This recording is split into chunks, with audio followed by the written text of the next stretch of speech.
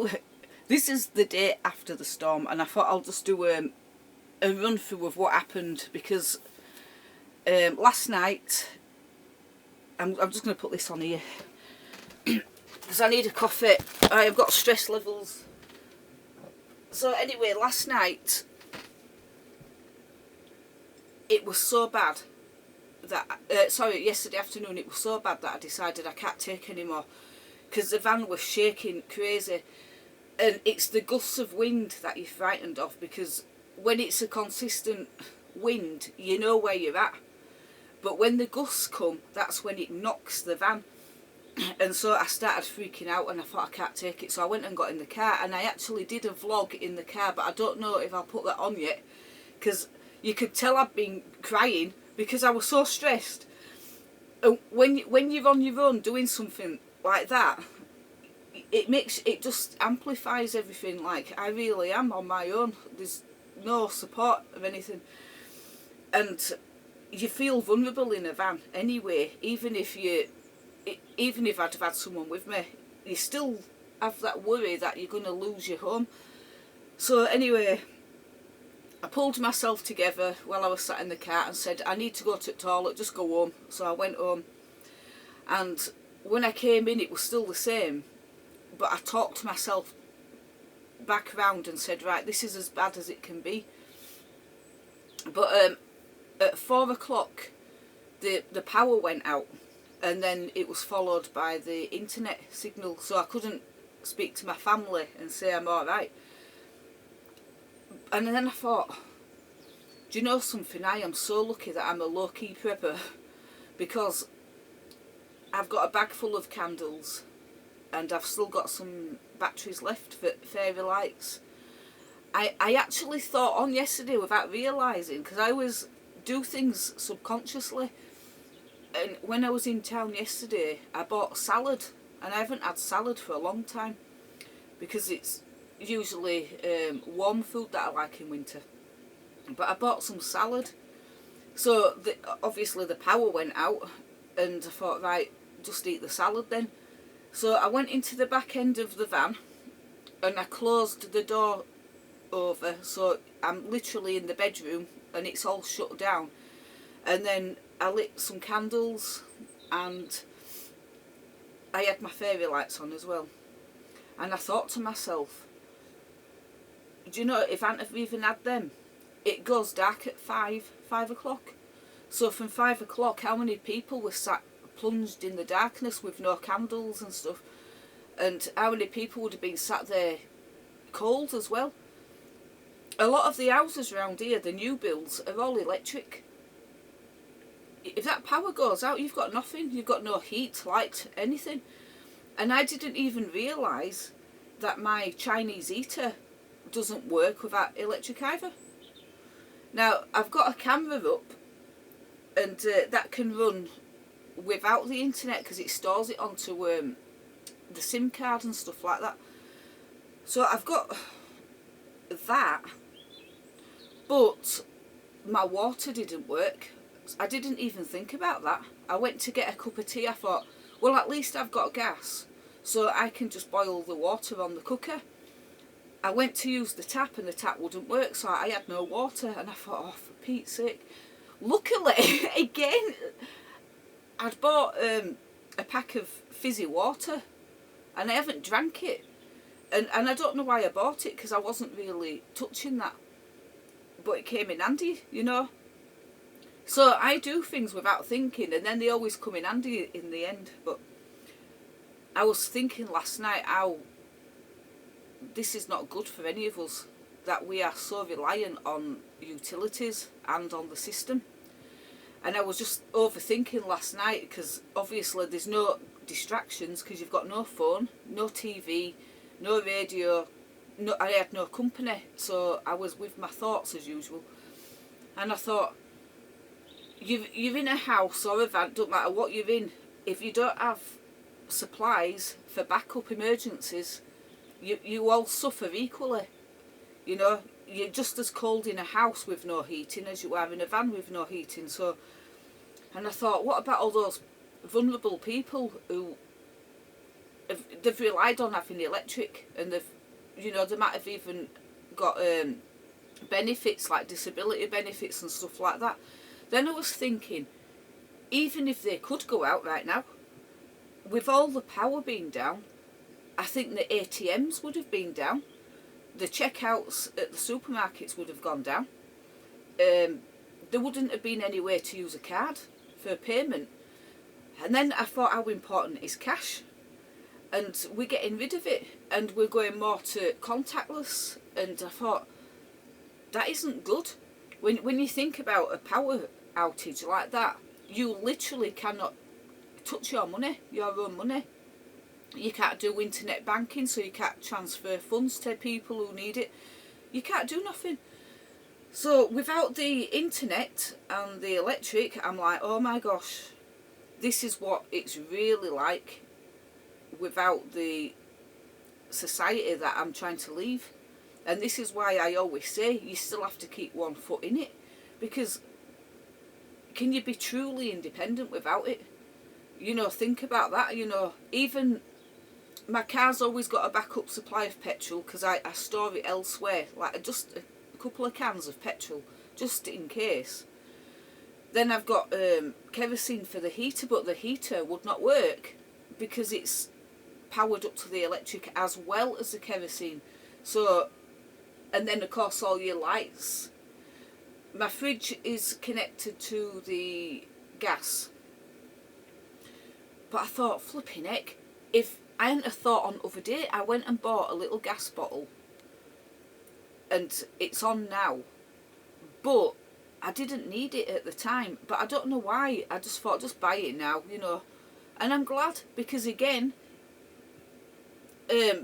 my gas actually went out yesterday, the bit that I had, and then I thought I couldn't have even gone and bought some more, because they've shut down. If they've got no electric, they can't do business. And I thought, flipping heck, you were lucky there. Always listen to that little voice in your head, even if it seems stupid at the time. So I was lucky that I had gas for the fire if I needed it, for the cooker that is. I could have used it for heat if need be. And I had my fairy lights and candles and batteries, so I was lucky, and the food as well. But how many people are ready for stuff like this? And I realised at the time that I'm not really.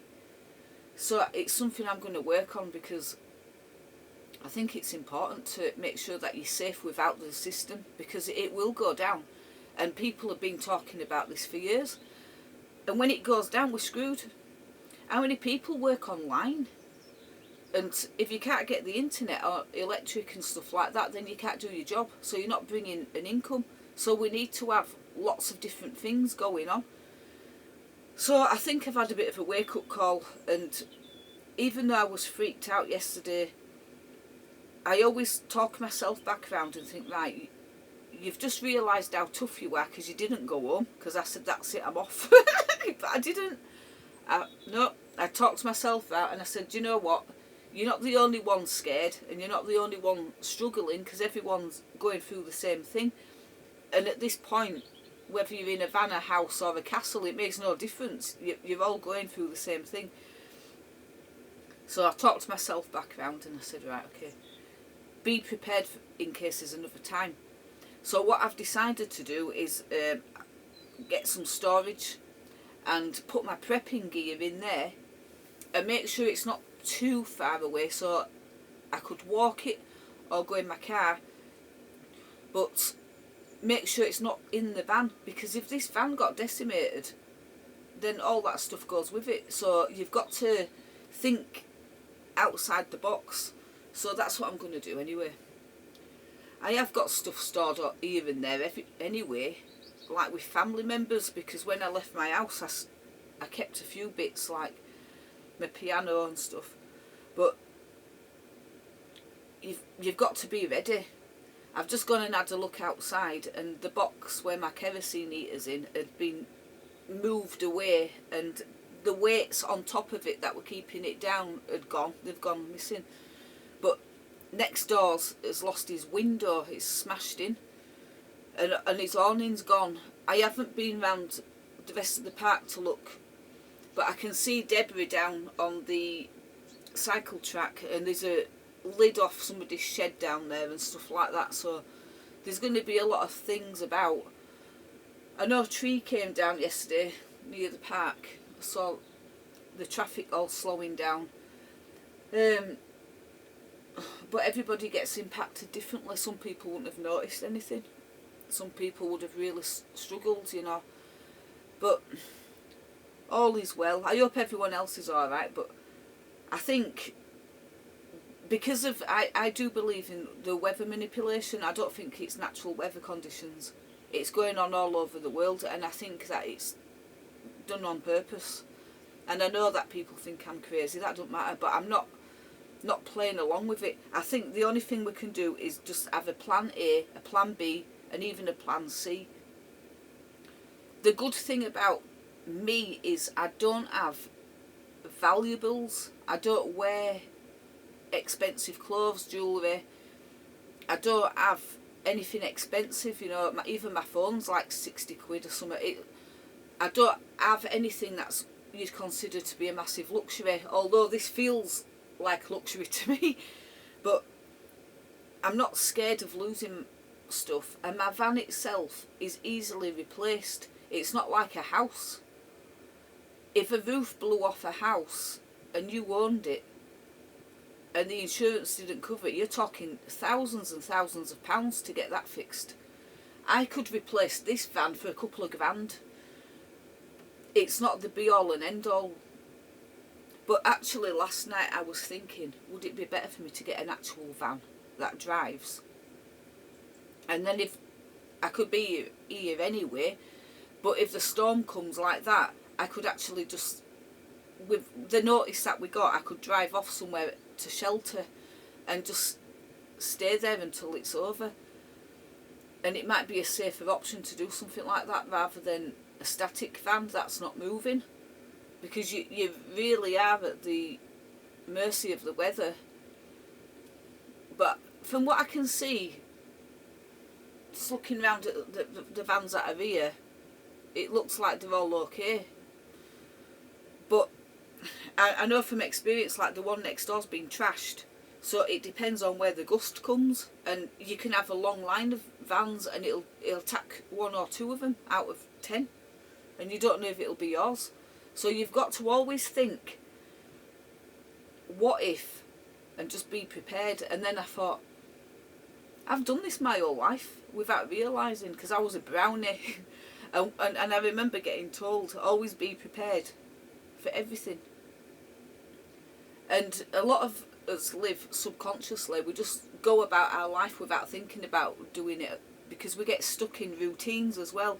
It's like they say, you can drive a 2-hour journey and not remember most of it, because you're on autopilot and you just do these things. And I think on autopilot I just preempt things without realising. So like I said, buying salad, which was a small thing, but I had something to eat last night. I didn't have to worry about cooking and stuff. It was just that's the reason why I didn't cook. I was going to say that because the gas bottle in the wind was blowing about, and I thought if that falls down it will disconnect from the pipe, and if I've got the cooker on, the gas and stuff, so that's why I didn't do it. Oh dear. So today everything is nice and calm. I'm taking my friend Paul to work and picking him up, because I'm off work for the weekend anyway. Oh gosh, I hope it doesn't do this when I'm going down home to England, because flipping Nora, I says to my family, if it got like this bad, I couldn't come down. I mean, bear in mind there was no public transport anyway, but there's no way I would have driven my car last night, because when those winds were coming, even though I was sat in the car park in the car and it was sheltered as well, the car was still rocking about a lot, and I thought if that were driving down the road now, that wouldn't even feel safe at all. I wouldn't dare risk it. So, but a big shout out though to all the people like SSE and the guys who do the internet and everything, who went out in that shocking weather and got all the power back on this morning, because it came back on at 8 this morning. So that was from 4 o'clock yesterday till 8 this morning, no power and no internet. But somebody went out there in that misery, and it was scary. And they'll have been up poles, putting poles back up and everything, and driving in it with high side vans, which are dangerous in the wind. So these people literally risk their own safety just to look after everyone else. So I really appreciate people like that. And obviously emergency services and stuff, that if someone had phoned 999, they would have still gone out and put their own selves at risk. So we need to appreciate that people are there when we need them, and some people go out on a limb to help us. So, you know, I have a lot of respect for people who put other people first. I know I'm a selfish cow. I never used to be. I used to try not to be, but I know I am now, because I know that I've got to a place in my life where I'm like, you give too much and you don't expect things back, but you get disrespected by some people as well. So I'm not doing that no more. So I've become quite hard. I will help people who I know appreciate it, or at least give it back at some point, and so that I am selfish now. And I don't apologise for it, because I think people pleasers get walked on, and I'm not a people pleaser no more, which is why I had a big chat with myself last night with all this going on, and I thought, you're more independent than you realise.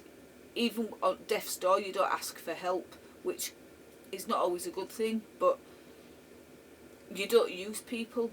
I don't use no one. I don't say to someone, can you give me so and so, because I'm scared at the detriment to themselves. You know, I always consider other people. But last night I was thinking, shall I just go home? And then this morning, you see, this is the calm now. As soon as it goes calm, you're like, no, I'm not going back. And then it reminded me of a woman in labour, and you go through so much pain during that. And every woman I've known have said, never again, because it was so horrible that you go, never again. And then a year or two later, you're back in having another one. And it's as soon as the dust has settled and the calm comes, you think, life's okay again. And that's what we do. That is just what we do. We just get on with it, don't we? So you're allowed to be traumatised, you're allowed to be stressed, you're allowed to cry, you're allowed to have anger, you're allowed to do all those things, but just remember, nothing lasts forever, even a storm. So the sun will come out now, and there'll be rainbows, and nice things will happen, because there's a time for everything. So on that note, I'm going to go, because I'm going to go and give Paul and the doggies a lift to work, and then I think I'll have a walk around park with dogs after and see if everything's okay. And then I've got some shopping that I'm going to do, because I bought food to cook yesterday. I'm glad I didn't cook yesterday, because there was the power shortage. The freezers would be just defrosting. Luckily, I think it takes, I don't know, is it 24 hours to defrost or something? I ain't even checked them. But anyway, I can talk all day to no one about nothing, can't I? I'm going to go. But anyway, I hope everybody's okay, and I will see you next time.